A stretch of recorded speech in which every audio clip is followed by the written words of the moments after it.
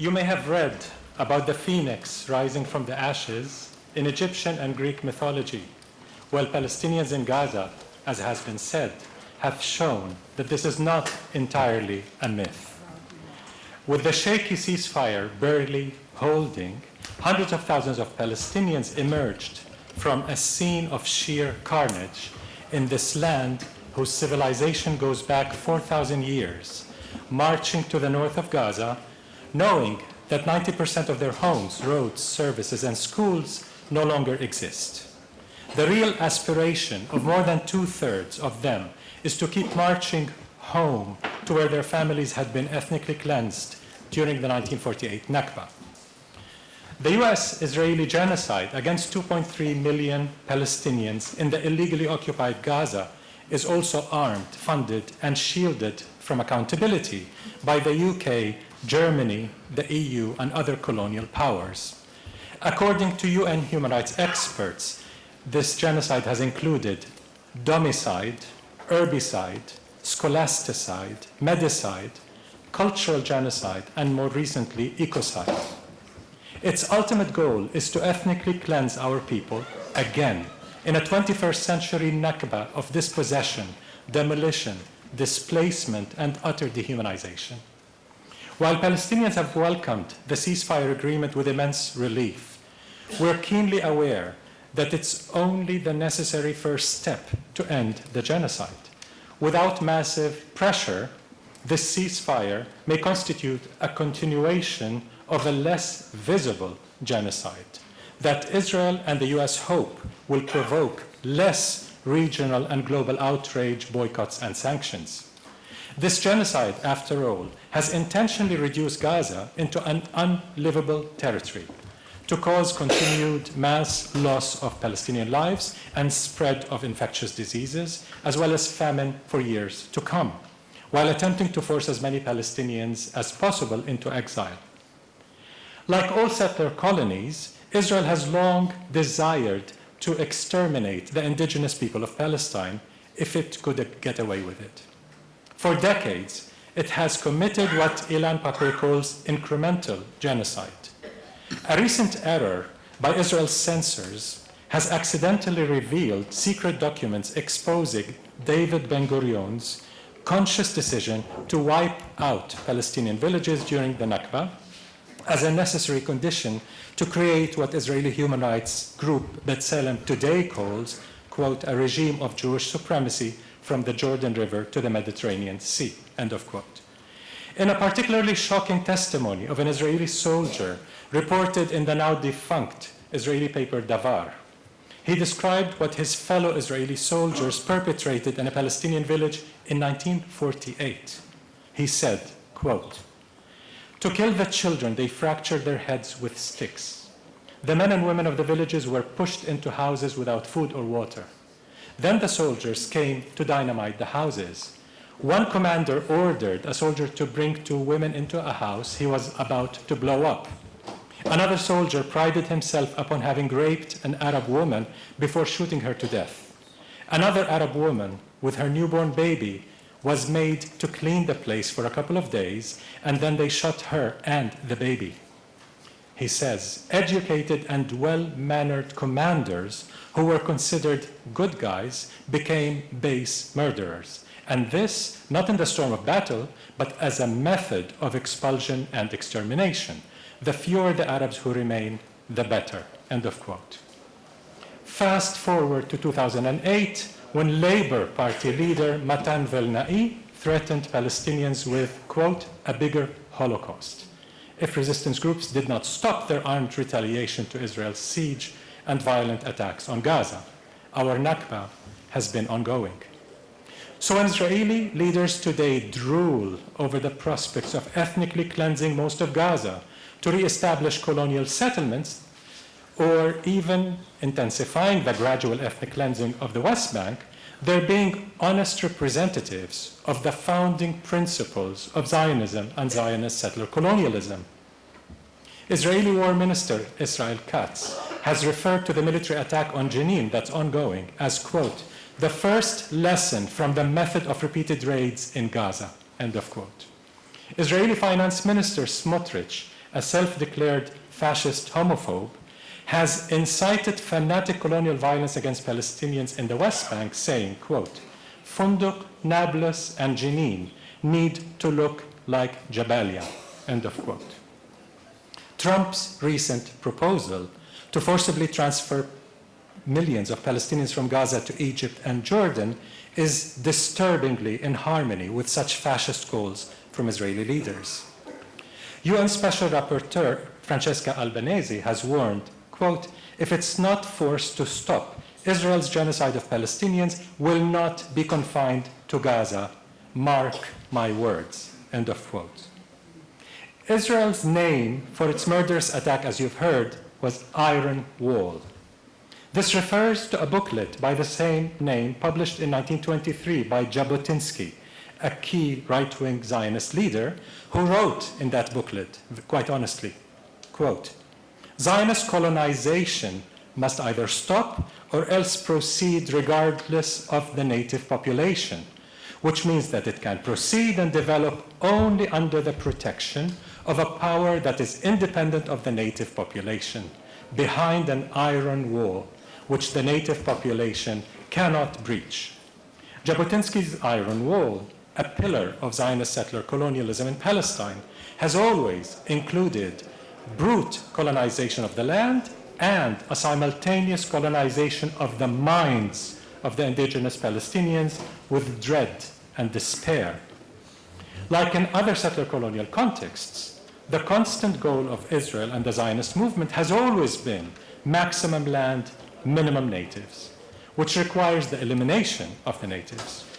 Even the so-called moderate Israeli opposition leader in 2016 said, quote, my principle says maximum Jews on maximum land with maximum security and with minimum Palestinians, end of quote. So Israel's genocide in Gaza and its atrocious attacks in the West Bank, including East Jerusalem, must be seen in this context. Because this is the world's first live-streamed genocide, it manifests what even the meek UN Secretary General calls total impunity. Israel has not only exterminated tens of thousands of Palestinians in Gaza, and in a few weeks killed thousands in Lebanon, and occupied large swaths of Syria, it is simultaneously bulldozing the very tenets of international law. As early as October 2023, days into Israel's genocidal attack in Gaza, Colombian President Gustavo Petro warned of, quote, the unprecedented rise of fascism and therefore to the death of democracy and freedom. He said, Gaza is just the first experiment in considering us all disposable, end of quote. Giving us a taste of what such dystopian future may look like, last year, US Secretary of State Antony Blinken said, quote, if you're not at the table in the international system, you're going to be on the menu, end of quote. Trump's menu, of course, is quite elaborate, with Canada, Greenland, Panama Canal, etc. Clearly, not only Israel is on trial at the International Court of Justice, so is the entire Western-dominated international legal system. Going back to the ceasefire agreement, it's important to note that Israel was forced to accept terms that it had rejected for many months. Trump's pressure may have helped, but the chief factor must be the legendary sumud, resilience and resistance of the Palestinian people, supported by an exponentially growing solidarity movement across the world.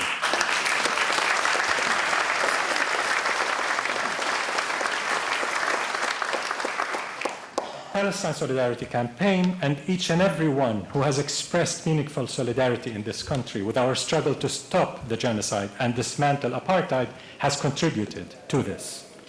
Despite the near total destruction, Israel has failed to achieve its declared objectives in Gaza. The core of its settler colonial regime is rotting. Its economy is experiencing what 130 of its top economists describe as, quote, a spiral of collapse. With an almost unprecedented brain drain, a deteriorating tech industry, and a credit rating that is near junk levels, according to Moody's. Israel is increasingly seen by investors as what we call a shutdown nation.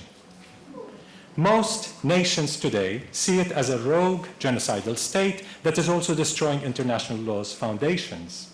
Its prime minister is wanted by the ICC for war crimes and crimes against humanity, including extermination. And the ICG in January 24 decided that it's plausibly committing genocide, and in July 24 ruled that its occupation is illegal and that it's an apartheid state. This all explains Israel's heightened vulnerability to BDS tactics worldwide, including here. In the face of all Israel's ongoing carnage, and to exercise our moral agency, we in the BDS movement and many supporters across the world have learned to persistently channel our grief and our rage into a principled and strategic struggle to end the genocide and dismantle settler colonialism and apartheid and hold the perpetrators and their accomplices, including your past and present leaders, to account. Palestinians have no illusions, though, that justice will shine on us from the ICJ or the UN. We have international law and the ethical high ground on our side as an indigenous people resisting a depraved genocidal system of oppression to achieve our rights. Ethics and the law are necessary in any liberation struggle, but they're never sufficient. To resist and abolish a system of oppression, the oppressed invariably need power as well: grassroots power, people power, effective solidarity power, intersectional coalition power, media power, cultural power, peaceful disruption power, strategic litigation power, and so on. A recent report by the British Palestinian Committee confirms that the UK is deeply complicit in Israel's genocide in Gaza. So when the Palestinian consensus calls for BDS, we're not begging for charity. We're calling for meaningful solidarity. And before both, we're demanding an end to complicity to do no harm. Unspeakable criminality and shameless complicity must be met with inexorable accountability. As the struggle that abolished apartheid in South Africa has shown, ending state, corporate, and institutional complicity in Israel's regime of oppression, especially through the nonviolent tactics of BDS, is the most effective form of solidarity. The BDS movement is led by the largest coalition in Palestinian society. It's inspired by the South African anti-apartheid struggle, the US civil rights struggle, and it's rooted in a century of Palestinian popular resistance. It calls for ending the occupation and apartheid and upholding the right of Palestinian refugees to return and receive reparations.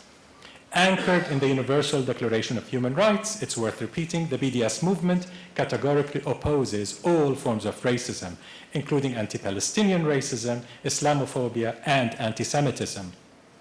Over the last 20 years, the movement has built a massive network worldwide, supported by trade unions, farmers' coalitions, racial, social, gender, climate justice movements, together representing tens of millions. So what are we calling for now as a matter of priority? 1, challenging and peacefully disrupting business as usual in complicit states, corporations, and institutions.